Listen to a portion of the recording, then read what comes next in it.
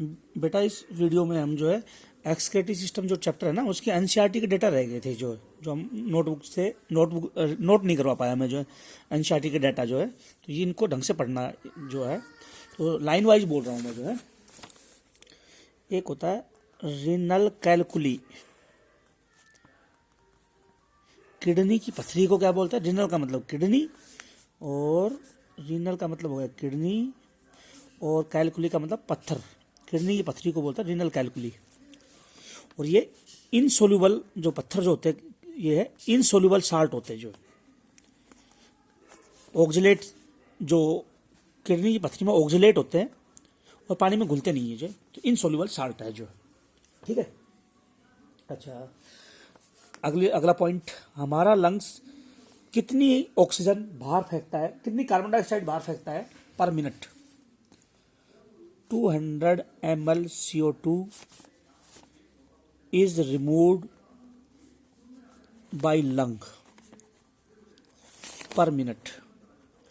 एक मिनट में lungs 200 ml CO2 बाहर करता है जो। ठीक है। किडनी जो है उसका कलर कैसा होता है? किडनी कलर जो होता है लाल भी होता है, ब्राउन भी, रेडिश ब्राउन होता है किडनी का कलर जो है। और किडनी कहाँ प्रेजेंट होती है? लास्ट थोरेसिक वर्टिब्री से लेके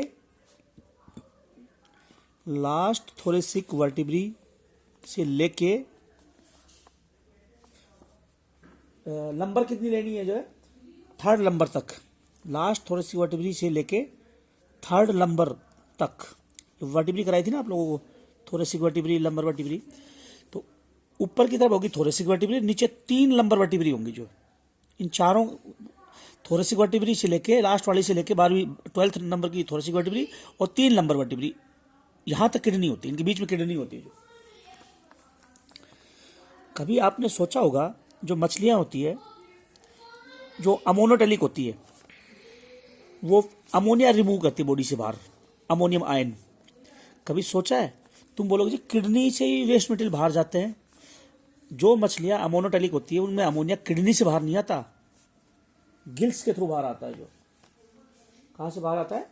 गिल्स के सरफेस से अमोनियम आयन बाहर आते हैं जो। किडनी का सिग्निफिकेंट रोल नहीं है, इतना ज्यादा रोल नहीं है किडनी का, थोड़ी बहुत अमोनिया बाहर आएगी जो। हम हमारे शरीर में यूरिया रखते हैं, थोड़ी सी, some amount of urea in kidney around nephron. Kidney के अंदर जो नेफ्रॉन है,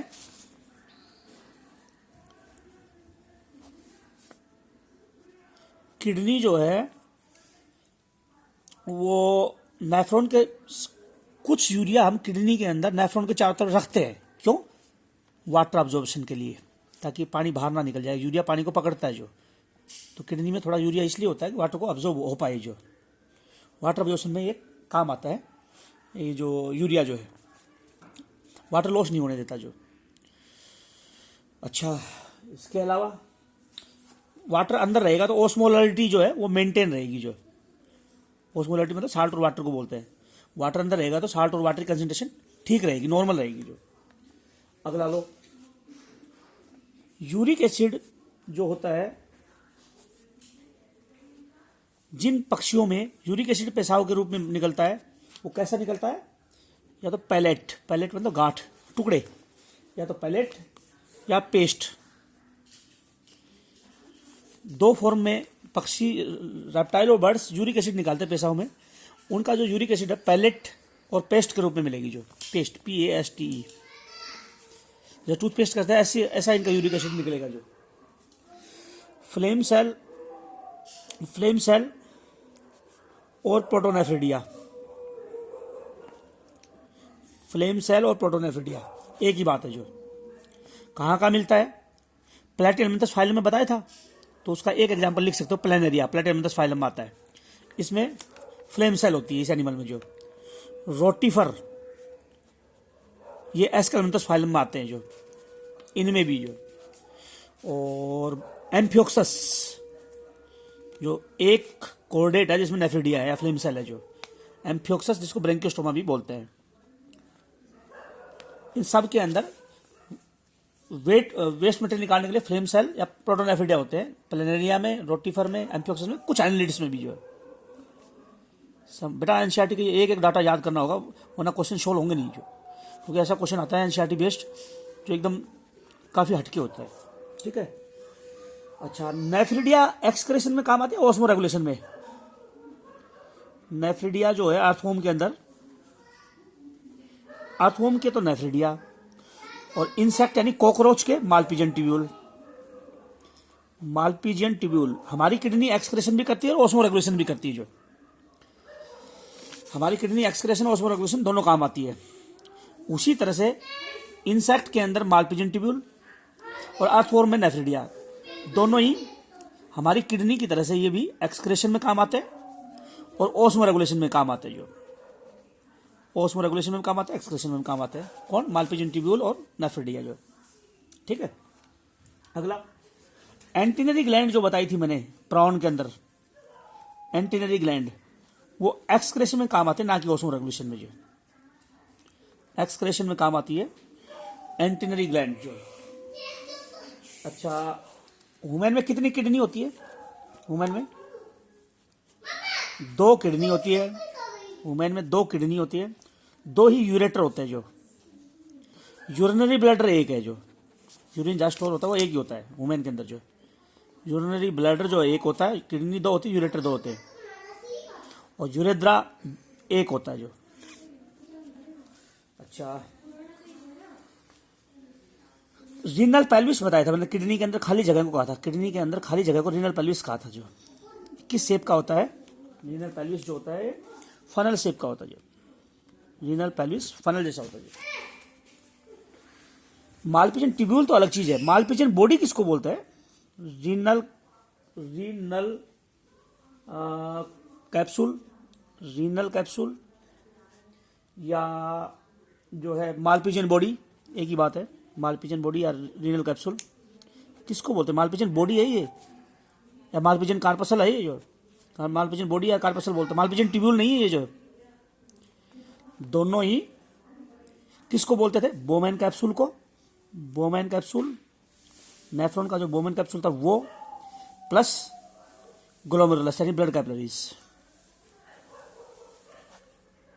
बोमैन कैप्सूल और ब्लड कैपिलरी को दोनों को ही रीनल कैप्सूल या मालपीजियन बॉडी बोलते हैं, रीनल कार्पसस बोलते हैं। जो ठीक है बेटा। अच्छा, वैसारेक्टा कहाँ एब्सेंट होता है? वैसारेक्टा कोर्टिकल नेफ्रॉन में एब्सेंट होता है। जो क्योंकि कोर्टिकल नेफ्रॉन का कोई काम नहीं है ऑस्मो रेगुलेशन में। जो वाटर को बॉडी को अंदर लेगा जस्टा मेडुलरी नेफ्रॉन, उन नेफ्रॉन में वैसारेक्टा होती है। जो क्योंकि वैसारेक्टा शरीर में से पानी लॉस नहीं होने देती। अच्छा, जब जीएफआर घट जाता है, ग्लोमेरुलर फिल्ट्रेशन रेट कम हो जाता है। बताया था बोमैन कैप्सूल में ग्लोमेरुलस में फिल्ट्रेशन होता था, ब्लड फिल्टर होता था। जो जब जीएफआर कम हो जाएगा, ग्लोमेरुलर फिल्ट्रेशन रेट जब कम हो जाएगा तो क्या हो जाएगा? तो जेजी सेल जो बताई थी मैंने, juxtaglomerular cells renin hormone produce करेंगी। जो प्रोड्यूस रेनिन हार्मोन्स। जब ब्लड कैपिलरी या ग्लोमेरुलस कैपिलरी जो थी उसमें फिल्ट्रेशन कम हो जाता है, तो जेजी सेल से रेनिन हार्मोन बनता है। यानी जेजी सेल रेनिन हार्मोन कब बनाती है? जब पेशाब फिल्टर होना कम हो जाता है, तब ये हार्मोन बनता है। जो अच्छा, ट्यूबुलर सीक्रेशन बताया था मैंने नेफ्रॉन में। जो है ट्यूबुलर सीक्रेशन, इसमें क्या होता था? पीसीटी और डीसीटी में क्या बताया था मैंने? ट्यूबुलर सीक्रेशन में पीसीटी और डीसीटी में अमोनिया ऐड हुए थे और हाइड्रोजन ऐड हुए थे। इसका मतलब इसका क्या काम हो गया? Acid base balance.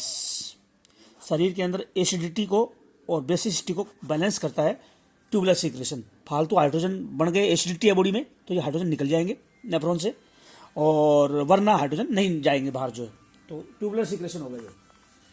अच्छा, सबसे कम रीअब्जॉर्प्शन कहाँ होती है? नेफ्रॉन के किस पार्ट में सबसे कम रीअब्जॉर्प्शन होती है? जो मिनिमम रीअब्जॉर्प्शन जो होती है कहाँ होती है? Minimum reabsorption loop of Henle में।